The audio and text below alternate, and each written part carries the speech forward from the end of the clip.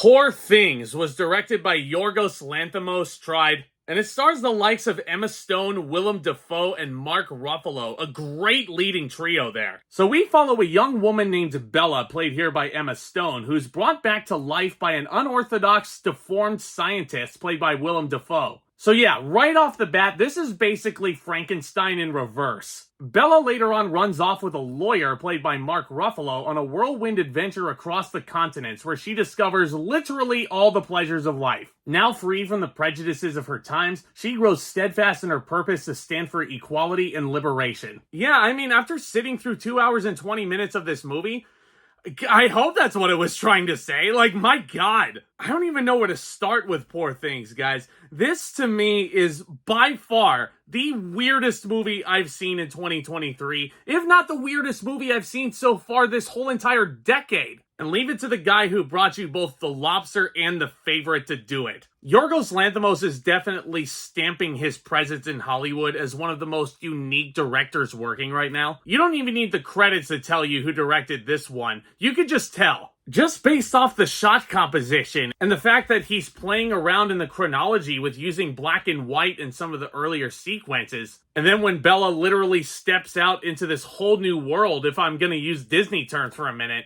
Never thought I would link Disney to a movie like Poor Things, but hell, here we are. But then you get the color. Once she escapes the clutches of Willem Dafoe, that's when this whole big, expansive, weird world starts to come to life. And man, the things that you're shown in this movie are just, like, these are images that are going to live rent-free in my head. Allow me to make a quick analogy for a second. If you look at a show like BoJack Horseman, now bear with me for a second when I bring this up. If BoJack Horseman was Family Guy tripping on acid, then Poor Things is BoJack Horseman tripping on acid. Like, if you sat through however many seasons there are of BoJack Horseman, if you thought that was some weird go watch Poor Things, because you ain't seen nothing yet. And you ain't seen performances like the ones in Poor Things. Emma Stone just might have given me the best performance by a leading actress all year long. The whole evolution of her character and the understanding and the respect that she gives this woman. I don't think there's any other leading actress that has matched the dedication that Emma Stone has given to this movie. And I don't know. I don't know if this performance is better than La La Land yet, because I've only seen the movie once. Emma Stone already has a golden statue to her name.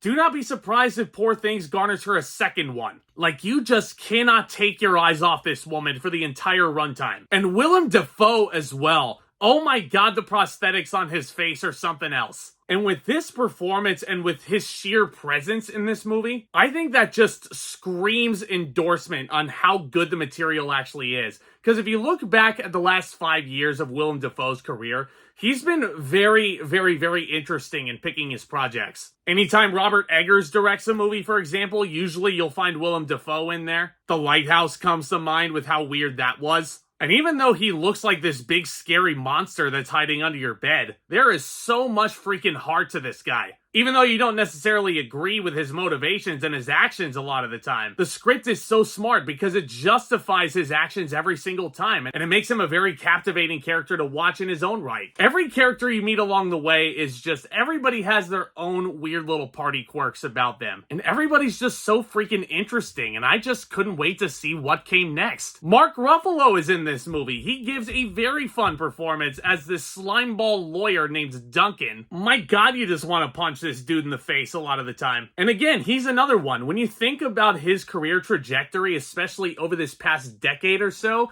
this seems like a pretty big departure for Mark Ruffalo, doesn't it? Like, I'm not used to seeing Mark Ruffalo portray this smarmy asshole, but I think he does it very well, and I think he proved a lot of people wrong with this movie. I mean, what can I say? The weirdness, the direction, the performances, the entire fantastical element of Poor Things was really captivating. And let's just say that even though this is a fantasy, this is not a movie for kids. Lots of nudity in this. Please do not take the younger members of your family to this fantasy. If I'm nitpicking anything about the movie, there were a couple of side characters that we meet along the way that I honestly kind of would have liked a little bit more development of. You know, because there's a lot of characters that we only see for about 10 minutes tops. and a lot of them have movies waiting to happen. Like, I'm legit curious if Lanthimos actually wants to make a sequel to this thing. I mean, given the nature of blockbusters these days, I highly doubt that we're gonna get a Poor Things 2. But you get what I mean? There's just so many characters that left a lot to be desired, and we're shown exactly what we need to be shown. But I was kind of wanting more. And then when the credits started rolling, and it is a pretty pitch perfect and bonkers finale, with a bit of a twist that sort of feels out of nowhere, but then it sort of doesn't. I mean, at this point, I kind of want to go watch Poor Things again. Just kind of prove to myself that I actually watched something as bizarre as that was. Believe it or not, I'm going to give Poor Things an A. Probably the single most batshit crazy movie you'll sit through all year, made all the more enjoyable by great cinematography, great direction, and brilliant Oscar-worthy performances across the board. But have you guys seen Poor Things? Let me know all of your thoughts on it down in the comments, because I honestly don't think a short-form video like this is truly enough to encapsulate and analyze how brilliant this movie was. How secretly brilliant it is. But I love discussing all new things in movies and entertainment here on the regular. All these Oscar contenders that are coming out towards the end of 2023. This channel is the place to be for all of that discussion. And it's a great community out here, so do consider joining us today. Tap that subscribe button. Hit that thumbs up as well. That would be a huge help. And stay tuned for more videos very soon, guys. Look out for my best and worst movies of the year countdown hitting the channel later on this week. Should be a lot of fun to look back at a very crazy year in entertainment. But y'all are the best. Thank you so much again. And with all that being said, Back Talk, commence.